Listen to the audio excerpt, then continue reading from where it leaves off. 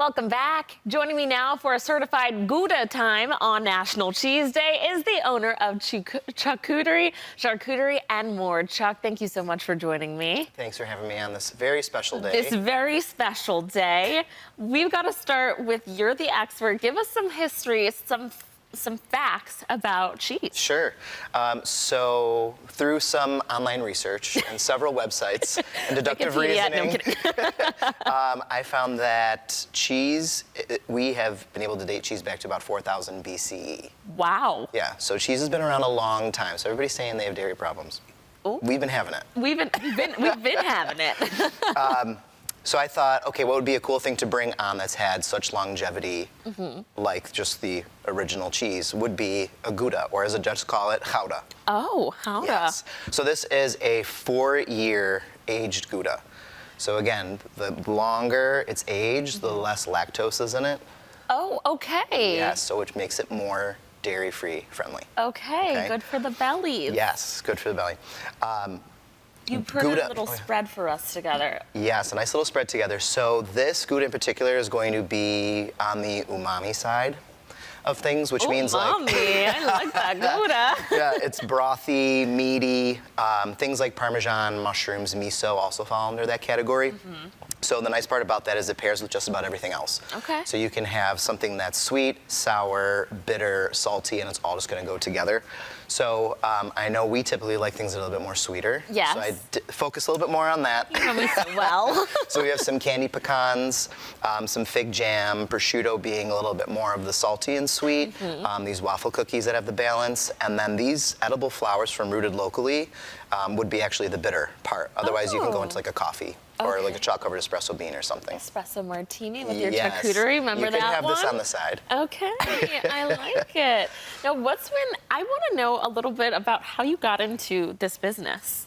How you became so cheesy. I have no idea. I think it came just from like always entertaining and always trying to have an appreciation for better food all the time and try to switch it up, that it just somehow spiraled into I want to explore myself more. And I know that in Buffalo we have great cheeses, but we're kind of pigeonholed into just certain ones all the time, especially with menus around the area. So I'm like, we need something different. We have to do something else. So I wanted to be able to introduce people to new cheeses and some different meats, and just for the initial exposure.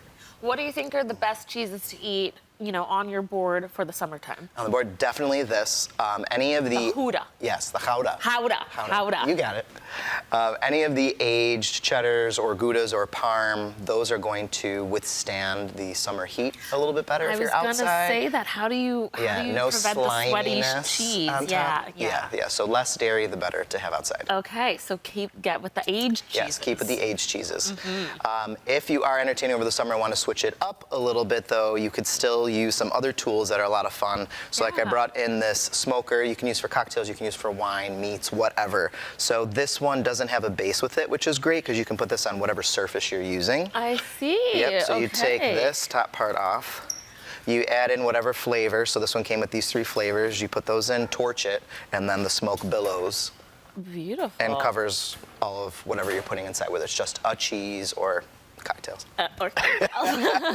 Nice old-fashioned. Yeah, and then the other one is a Bosca cheese baker. So you would put in a brie or a Gruyere, and you can melt that down.